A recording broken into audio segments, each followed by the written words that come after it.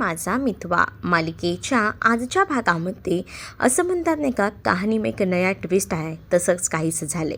नेमकं काय झाले काय नाही तेच आपण या भागामध्ये पाहणार आहोत, तर व्हिडिओ शेवटपर्यंत नक्कीच बघा. चला तर मग आजच्या आपल्या भागाला सुरुवात करूया. सगळ्यात आधी आपण पाहतो ईश्वरी अर्णवच्या अंगावर ती पावडर हे करते, स्प्रेड करते. त्याबरोबर आता अर्णव आरशामध्ये जाऊन बघतो की त्याच्या चेहऱ्यावर किती पावडर लागलेली आहे. खास करून ते सुद्धा ना ईश्वरीनेच त्याला बघायला सांगितलेलं असतं आणि त्यामुळे मग तो बघतो आणि जेव्हा तो बघतो ना तेव्हा त्याच्या चेहऱ्यावर एवढी पावडर उडलेली असते ना, ते सगळं बघून तर त्याला आता हसूच येत असतं. त्याला स्वतःला आवरू येत नसतं, पण दुसरीकडे त्याचा पाय घसरून तो पडणार, त्यातच त्याला आता सावरायचं काम मात्र ईश्वरीनं केलेलं असतं. ईश्वरी हळूच का होईना त्याला सावरते आणि ईश्वरीने सावरल्यामुळे आता कुठे जाऊन अर्णव स्टेबल होतो. पण त्या सगळ्यामध्ये ईश्वरी आणि अर्णव एकमेकांच्या खूपच जास्त जवळ आलेले असतात, मिठीत आलेले असतात. आणि त्याच वेळेला अर्णव आणि ईश्वरी जेव्हा असे एकमेकांच्या जवळ येतात ना, त्यानंतर अर्णव म्हणत असतो की बाळाची नीट काळजी घे, बाळाकडे लक्ष दे, चल मी येतो, असंही आता सांगितलं जातं. मग ईश्वरी म्हणते की हो, माझं आहे बाळाकडे लक्ष, मी बघते बाळाकडे, तू काळजी करू नकोस, असंही ती ईश्वरी अर्णवला सांगत असते. त्यानंतर आता बाळाला म्हणते, बघितलंस का मामा कसा दिसत होता, मामा कसा दिसतो बघ ना. आणि असं बोलूनच ना आता हसायला मात्र जोरदार येत असतं. ईश्वरी बाळाला सुद्धा या सगळ्या काही गोष्टी दाखवत असते आणि बाळसुद्धा ना आता बघून हसत असतं. दुसरीकडे आता पाहायला मिळत असतं की अंजलीना नुसती वैतागत असते. म्हणजे अंजलीला ना बाळ हवं असतं आणि ते अजूनही आलेलं नसतं ना, म्हणून तिची खूपच जास्त चिडचिड होत असते.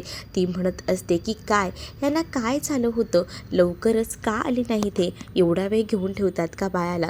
तेवढ्यातच अंजलीच्या समोर जेव्हा ईश्वरी आणि अर्णव बाळाला घेऊन येतात तेव्हा अंजली सुरू होणार असतेच. तेच ईश्वरीने सांगितलेलं असतं, प्लीज ताई हळू, कारण बाळ झोपलं आहे. आता बाळ झोपलंय म्हटल्यावर आता अंजली शांत बसते, पण अंजली एवढंच नाही, अंजली बाळाला काळा टिळा लावते.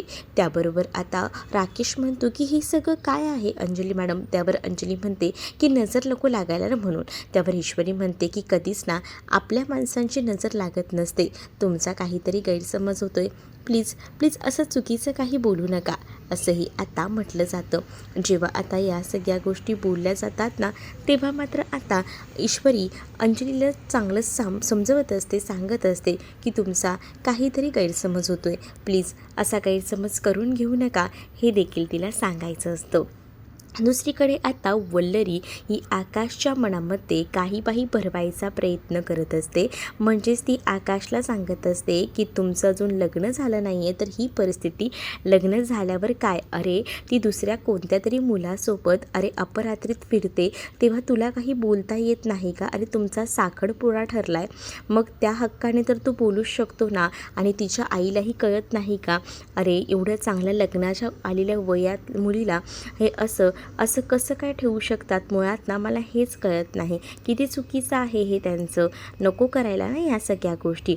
मग तुला ह्या सगळ्या गोष्टी योग्य कशा काय वाटतात, असंही आता म्हटलं जातं. पण आकाश म्हणतो की उगाचा मॉम डोक्यामध्ये काही भरू नकोस, आणि मला विश्वास आहे ह्या सगळ्या काही गोष्टी चुकीच्या आहेत, उगाच या सगळ्या गोष्टींवर ना माझ्या मनामध्ये ना काही भरवायचा प्रयत्न तू करूच नको, असंही आता सांगितलं जातं. आणि जेव्हा या सगळ्या गोष्टी बोलल्या जातात ना, तेव्हा मात्र आता वल्लरी म्हणते की बघ बाबा, मी तुला सांगायचं काम केलं, आताच तुझ्या डोक्यात एवढी ती जाते, हळूहळू बघ तुझ्याबरोबर काय होईल ते, तेव्हा तुलाही काही गोष्टी कळणार नाही, क्लिक होणार नाही.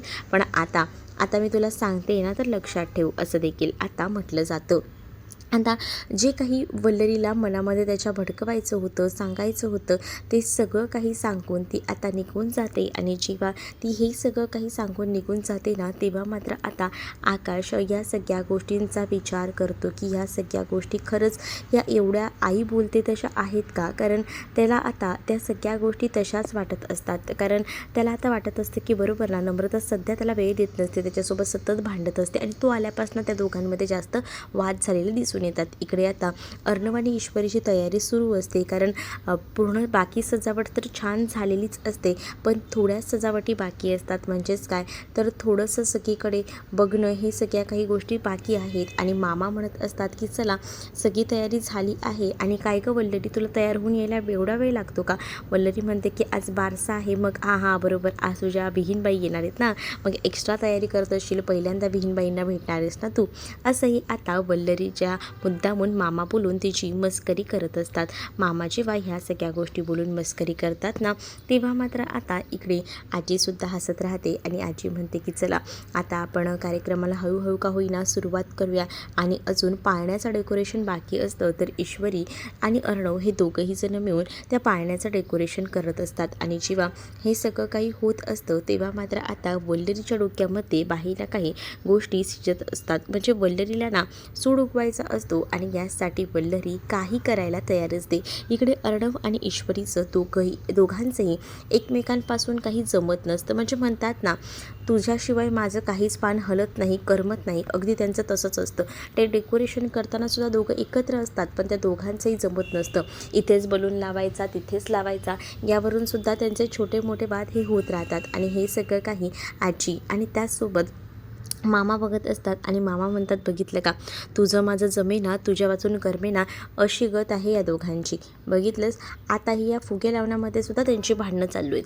असंही मामा आता आजीला बोलत असतात. आजीलाही या गोष्टी पटतात आणि आजीही त्या दोघांकडे पाहून हसत असतात. दुसरीकडे मात्र आता इकडे त्या दोघांचंही तेच सुरू असतं, कारण अर्णव चुकीच्या पद्धतीने बलून लावत असतो, तर ईश्वरीला योग्य त्या पद्धतीने बलून्स लावून हवे असतात. मग शेवटी ते त्याला म्हणत असते की एक काम केलं, तुम्ही सेलोटेप कट करून मला द्या, मी बाकी पुढचं सगळं काही करते. तर इकडेच येतो कहाणीमध्ये मोठा ट्विस्ट. म्हणजे काय तर एवढे दिवस आपल्याला दाखवण्यात आलेलं होतं की शुभू कामासाठी आला होता, पण आता इथे शुभूची एक वेगळीच बाजू बघायला मिळते. ते म्हणजे शुभू आहे ना, त्या नम्रताच्या प्रेमात होता आणि अजूनही आहे. म्हणजे त्याने ना आता काही लव्ह लेटरसुद्धा नम्रतासाठी लिहिलेले होते.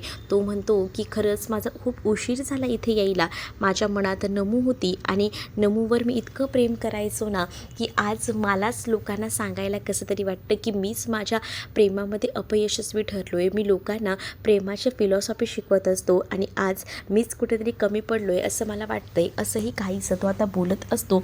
आणि त्याच वेळेला त्याने नम्रतासाठी काही प्रेमपत्र लिहिलेली असतात, तीसुद्धा त्याच्याकडे असतात. ते प्रेमपत्र तो आता एका डायरीतून बाहेर काढतो आणि ते प्रेमपत्र वाचत असतो. दुसरीकडे सुप्रिया त्याच्यासाठी चहा गरम करून घेऊन चाललेली असते. म्हणजेच काय तर आता तिलाही त्याला चहा वगैरे द्यायची असते आणि म्हणूनच त्याला चहाचा कप घेऊन रूममध्ये जायला निघालेली असते. आणि इकडे मात्र आता त्याने ते सगळे लव्ह लेटर्स बाहेर काढलेले असतात आणि तो आता ते लव्ह लेटर्स वाचत असतो. आणि तेव्हाच त्याला ना आता समजत असतं की तो किती प्रेम करायचा, त्याला ती किती आवडायची आणि अजूनही त्याला आवडते, पण आता संधी गेलेली आहे असं काहीचं सुद्धा तो एकटाच बडबडत बोलत असतो. तर दुसरीकडे मात्र आता तो हे पेपर नुकतेच जेव्हा आंघोळीवरनं आला आहे तेव्हा बघत असतो आणि त्याला एक एक लेटर्स आवडत असतात आणि लेटर्स बघून ना त्याला पूर्वीचे दिवस आठवतात. तर दुसरीकडे सुप्रिया त्याच्याच रूमकडे जायला निघालेली असते. एकदम हा सीन ना एकदम असा धाकधूक वाला दाखवलेला आहे. म्हणजे आता सुप्रिया वर येणार आणि त्यातच आता जो आहे तो खिडकीचं दार उघडणार. हे एक झालेलं असतं. खिडकीचं दार उघडल्याबरोबर खिडकीमधनं अशी हवा येते, त्याच्याने मात्र आता सगळं काही जे पेपर्स असतात ते उडून इकडे तिकडे पसरतात आणि ते पेपर इकडे तिकडे पसरल्यामुळे आता खूपच जास्त भीती मात्र आता त्याला वाटत असते की हे सगळं कोणी बघायला नको, कारण दार जे आहे ते सुद्धा ओपन असतं. मग आता तो विचार करतो की कोणी रूममध्ये यायच्या आधी हे लेटर्स उचलायला हवेत, नाही तर हे लेटर्स कोणाच्या तरी हाती लागले तर पुन्हा एकदा प्रॉब्लेम होऊ शकतो, हे सुद्धा आता माहिती होतं. म्हणूनच तो पडलेले लेटर्सना पटापट उचलायचा प्रयत्न करतो, कारण त्याला हे लेटर्स उचलून पुन्हा डायरीमध्ये ठेवायचे असतात. कारण सुप्रिया त्याच्या रूममध्ये चहा घेऊन यायला निघालेली असते आणि सुप्रिया जेव्हा चहा घेऊन यायला निघालेली असते ना, तेव्हा मात्र आता तोपर्यंत त्याने ते पेपर्स सगळे उचलून ठेवलेले असतात. तर सुप्रिया आता येते आणि सुप्रिया म्हणत असते की हे बघ, तुझ्यासाठी मी चहा आणलेला आहे. आणि मग काय तो चहाचा कप ती त्याला देते आणि चहाचा कप दिल्यानंतर तर तिकडनं निघून जाते. पण आता मात्र या सगळ्या गोष्टींमध्ये तो खूप जास्त घाबरलेला असतो, कारण ते लेटर्स त्याने तिथेच ठेवलेले असतात. आणि मग तो विचार करतो की काही झालं तरी हे लेटर्स उचलायला हवे, बरं झालं निदान ह्या सगळ्या गोष्टी काकूला समजल्या नाही. दुसरीकडे अर्णव ईश्वरीची छान तयारी झालेली असते आणि सगळीच जण आता वाट बघत असतात अंजली कधी येते. अंजली आलेली असते आणि मग सगळ्या गोष्टींचं नियोजन आजी व्यवस्थित समजावून सांगतात की कुठेही काहीच कमी पडायला नको, खूप सुंदर डेकोरेशन झालेलं आहे. आणि हे सगळं काही डेकोरेशन झालेलं आहे जेव्हा सांगितलं जातं तेव्हा आता सगळ्याचंच नियोजन होतं. मग आता पुढे आपण हे सगळं काही व्यवस्थित करूया. चला आता आकाश तुलासुद्धा सांगितले माहिती आहे ना. आणि अरे अजून ऐश्वरी तुझी आई कुठे राहिली? हो येतच असेल इतक्यात, असंही आता सुप्रिया म्हणत असते. त्यानंतर आता बाळाला घेऊनसुद्धा बाहेर आणलं जातं. मग आता ठरतं की चला आपल्याला बाळाचं नाव ठेवायचं आहे. बाळाचं नाव ठेवायचं आहे त्यासाठी आपण काही चिठ्ठ्यांचं नियोजन केलं आहे. ज्यातून एक चिठ्ठी येईल ना ते लोक बाळाचं नाव ठेवतील आणि ते तुम्हा सगळ्यांना ॲक्सेप्ट करावंच लागेल. आणि मग काय अंजलीला सांगितलं जातं. अंजलीला आता राकेश म्हणतो की हा मान आहे ना, मला असं वाटतं चिठ्ठी उचलायचा बाळाच्या आईला मिळायला हवा. मग काय बाळाच्या आईला मान मिळायला हवा म्हटल्यावर आता अंजलीला हा मान दिला जातो. अंजली आता त्याच्यातली एक चिठ्ठी बाहेर काढते आणि इकडे तिकडे बघू लागते आणि त्या चिठ्ठीमध्ये नाव येतं ते म्हणजे अर्णव आणि ईश्वरी. अर्णव आणि ईश्वरीनेच बाळाचं नाव ठेवायचं हे तर आता डिक्लेअर झालेलं असतं. त्यामुळे मामा हा खूपच जास्त खुश असतो. बाबा म्हणतो की चला फायनली तुम्हा दोघांना संधी मिळाली, त्यामुळे आता दोघांनी चांगलं नाव सुचवा आणि मग बाळाच्या कानात सांगा, असंही आता बोललं जातं. इकडे मात्र आता नम्रता अजूनही तयार झालेली नसते. मग नम्रता का तयार झाली नाही हा मोठा प्रश्नच ना आता पडलेला असतो. मग आता इथे सुप्रिया म्हणत असते की का गं काय झालं, तू येत नाही आहेस का? मी कशाला येऊ, मला कुठे आमंत्रण दिले? असं काहीसं ती आता बोलत असते. काय मला कुठे आमंत्रण दिले म्हणजे? अगं मला आमंत्रण दिलं आहे याचा अर्थ त्याच्यामध्ये तुलासुद्धा आमंत्रण देणं आलंच ना, अशी का करतेस तू? अगं असं नको करूस, असंही आता म्हटलं जातं. त्यावर मात्र ती म्हणते की बघ आमंत्रणाचा फोन तुला आला होता, मला सांगितलं आहे का? अगं काल दिवसभर आकाश इथे होता आणि तो तुझी वाट बघत होता, तरीसुद्धा तुझ्यातले अजून ते मतभेद संपलेलेच नाही आहेत का? का ह्या विषयी ताणतेस? आणि या सगळ्या विषय ताणून तुला कळतं आहे का हे सगळं प्रकरण कुठच्या कुठपर्यंत जातं येते? नको गं नको ह्या गोष्टी एवढ्या ताणत बसू, नाहीतर हे सगळं काही हाताच्या बाहेर जाईल. असं देखील आता नम्रताला सांगून समजत नसतं आणि म्हणूनच आता सुप्रिया तिला सांगत असते की ते मला काही माहीत नाही, तू सुद्धा माझ्यासोबत यायचं आहे. मग आता नम्रता मात्र नकार देत असते. नम्रता म्हणत असते की सॉरी पण मी येणार नाही म्हणजे नाही आहे, मला नाही यायचे तुमच्यासोबत, असंही तिने आता सांगितलेलं असतं. पण सुप्रिया सांगते की बरं ठीक आहे, तू जर येणार नशील ना तर मी सुद्धा मग जाणार नाही, मी सुद्धा इथेच बसते, असंही आता ती म्हणत असते.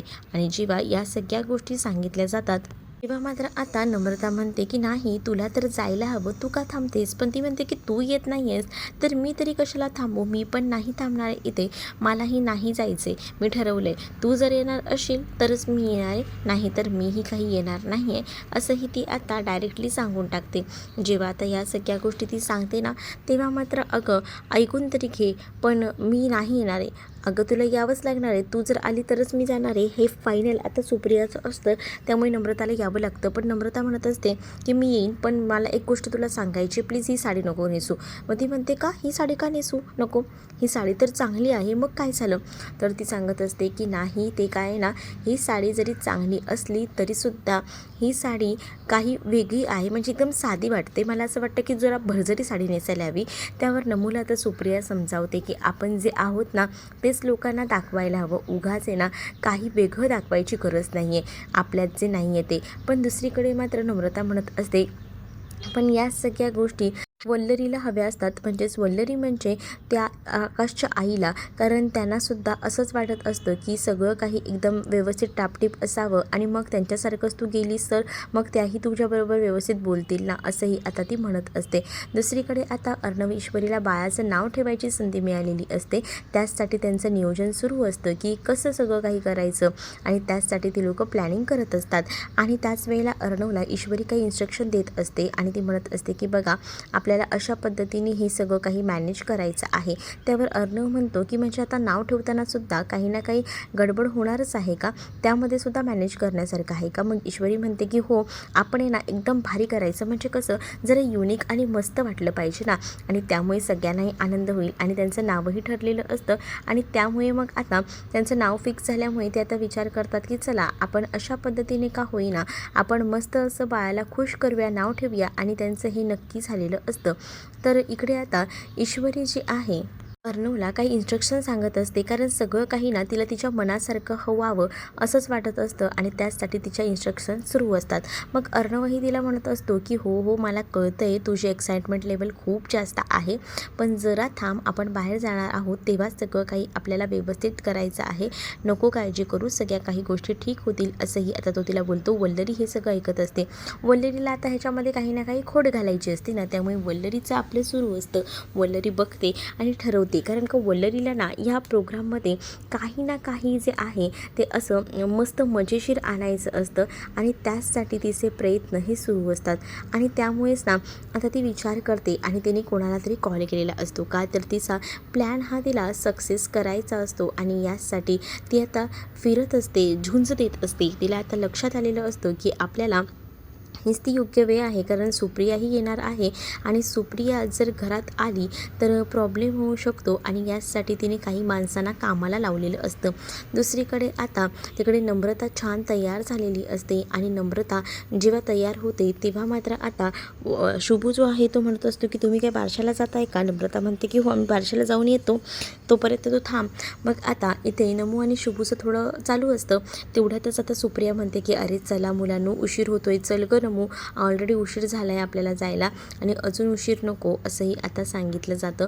तेवढ्यातच ना दारावर काही गुंड आलेले असतात आणि ते आता शुभूला बघतात आणि म्हणतात की तू शुभम कर का. हो हो, मी शुभम कर. बहुतेक ना हे गुंड जे आहेत ना ते वल्लरीने पाठवलेले आहेत असंच वाटतंय, कारण का वल्लरीला माहिती होतं की शुभू नावाचा व्यक्ती यांच्या घरात राहायला आला आहे आणि त्यात ही लोक बारशाला यायला निघाले. ती गोष्टच तिला कुठेतरी खटकत असते आणि म्हणूनच मला असं वाटतंय की बहुतेक येत ना वल्लरीनेच पाठवलेले हे गुंड असतात, कारण का अचानक गुंड येतात आणि ते गुंड येऊन येत ना आता खूप बेकार जे आहे ते बेकार मारायला सुरुवात करतात. बिचारा शुभू जो आहे ना तो सगळीकडनं असा अडकून जातो आणि जेव्हा त्याला आता मारत असतात तेव्हा नम्रताही आणि त्याचसोबत इथे असणारी ही सुप्रियाही मध्ये पडते आणि म्हणत असते की प्लीज प्लीज थांबवा हे सगळं काही. तर इथे असणारा शुभूसुद्धा त्यांना चांगलाच तोड देत असतो, त्याला चांगला चोप देतो आणि त्यानंतर लास्टला एक माणूस जेव्हा येतो तेव्हा ना त्याने ना डोक्यामध्ये शुभूच्या डोक्यात बांबू घातलेला असतो आणि शुभूच्या डोक्यात त्याने बांबू घातल्यामुळे ना आता शुभू तिथेच कोसळतो, कारण शुभूला बेकार लागलेलं असतं. त्यातच आता नम्रता आणि त्याचसोबत इकडे सुप्रिया मात्र काळजी करत असतात की हे सगळं काय झालं आहे, कुठेतरी थांबायला हव्यात या गोष्टी, असंही वाटत असतं. पण कळत नसतं की अचानकपणे आपल्या घरात कोण गुंड शिरत आहेत आणि ते शुभूला मारत आहेत आणि त्या शुभू जो आहे तो कोसळलेला असतो. शुभूला होणारा त्रास हा सुप्रियाला नम्रताला बघवत नसतो. दोघेही जणी शुभूला उठवायचा प्रयत्न करत असतात आणि शुभूला जेव्हा उठवायचा प्रयत्न करतात ना तेव्हा मात्र आता शुभू काही केल्या उठत नसतो. मग आता नम्रता म्हणते की आपल्याला ह्याला हॉस्पिटलमध्ये घेऊन जावं लागेल, चला चला पटकन हॉस्पिटलमध्ये घेऊन जाऊया, मी तोपर्यंत बाहेर रिक्षाचा बंदोबस्त करते, असंही आता सांगण्यात येतं. मग आता ती बाहेर जाते आणि रिक्षा वगैरे बघत असते, तोपर्यंत रिक्षा त्यांना सापडते. मग काही सुप्रिया त्याचा हात आपल्या खांद्यात घेऊन ती आता नम्रताच्या मदतीने रिक्षात ती लोक बसतात आणि हॉस्पिटलकडे जायला निघतात, कारण आता डॉक्टरकडे जाऊन ट्रीटमेंट घेणं हेच खूप जास्त गरजेचं होतं, कारण तो अचानकपणे बेशुद्ध पडला होता. आणि इकडे मात्र आता बारशाचा कार्यक्रम असतो आणि बारशाच्या कार्यक्रमामध्ये अर्णव ईश्वरी जे आहेत ते बाळाचं नाव ठेवणार असतात. अजून आता पाहुणे येत असतात आणि पाहुणे जे आहेत ते आल्यानंतर जिथे सगळ्यांचं आदरातिथ्य करत असते आणि आजी बघत असते की चला चला फायनली आलेत सगळे पाहुणे, आता आपल्याला बारशाला सुरुवात करायला हवी, उशीर करायला नको, असंही आता म्हटलं जातं. पण त्यातच आता अजूनही अंजली तयार होऊन आलेली नसते. अंजलीला यायला उशीर होतो. अंजली जेव्हा येते ना तेव्हा मात्र आता बाळाला सगळीजणं बघतात, लाड करत असतात आणि त्यावेळेला आता अंजलीला इथे टेबलवर बसवलं जातं, कारण आता पहिल्यांदा तिची ओटी वगैरे भरण्याचा कार्यक्रम असतो आणि मग बारशाचा, त्यामुळे तिला शांततेत बसायला सांगितलं जातं. पहिल्यांदा ईश्वरीच तिला हळद कुंकू लावायला येते, त्यामध्ये सुद्धा तिची अडवणूक सुरू असते.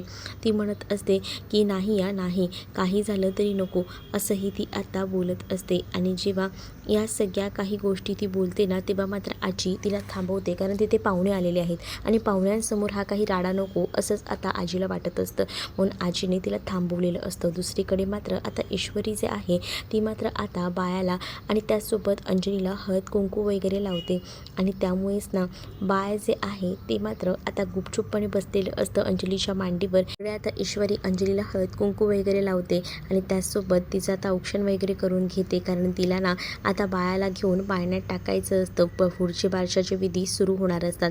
अजूनही सुप्रिया आलेली नसते. मग आता अर्णव आणि ईश्वरीच्या मनात सुद्धा प्रश्न आलेला असतो की अजूनही कसे काय आलेले नाही आहेत.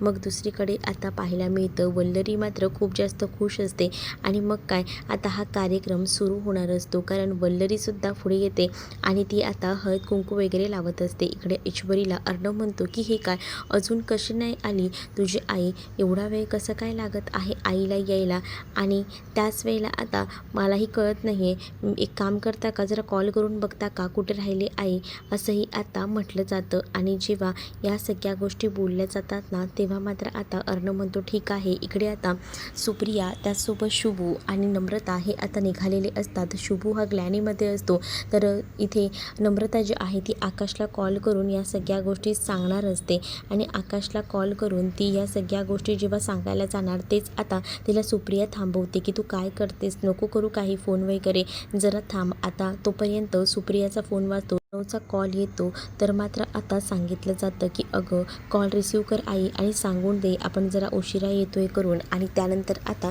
सुप्रिया लगेचच कॉल रिसीव करते, कारण अर्णवचा फोन आलेला होता. अर्णव खरं तर वाट बघत होता. त्यानंतर आता सुप्रिया म्हणत असते हॅलो बोला, पण आता आई तुम्ही कुठे राहिला, सगळीजणं तुमची वाट बघताय, बारशासाठी आम्ही थांबलो आहोत असं देखील अर्णव आता बोलत असतो. त्यावर अर्णवला ती म्हणते की हो बाया मला कळतंय, पण थोडा ना उशीर होतोय आम्हाला यायला, तोपर्यंत तुम्ही ना कार्यक्रमाला सुरुवात करा असंही आता सांगितलं जातं.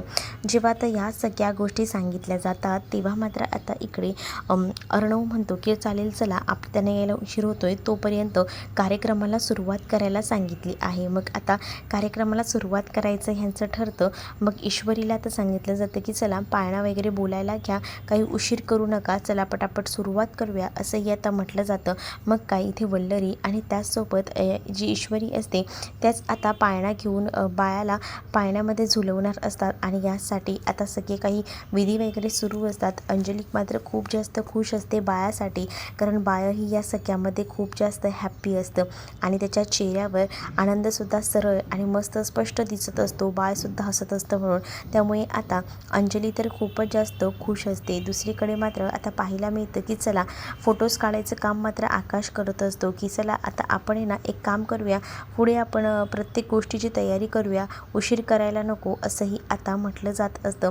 मग दुसरीकडे अर्णव जो आहे तो म्हणत असतो की आईला यायला उशीर होतोय, तोपर्यंत तिने कार्यक्रम सुरू करायला सांगितला आहे, मग चला कार्यक्रम सुरू करूया.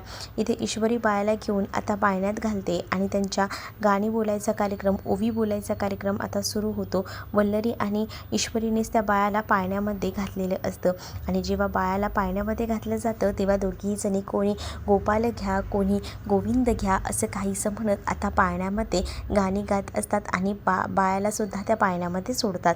आणि जेव्हा बायाला त्या पाळण्यामध्ये ठेवतात ना, तेव्हा अर्णव हा ईश्वरीकडे बघत असतो. ईश्वरीच्या चेहऱ्यावरचं हसू त्याला आता आवडत असतं आणि ईश्वरी या सगळ्यामुळे खूपच जास्त खुश होती, हे सुद्धा त्याने आता बघितलेलं होतं. बाळसुद्धा मस्त झोपलेलं असतं.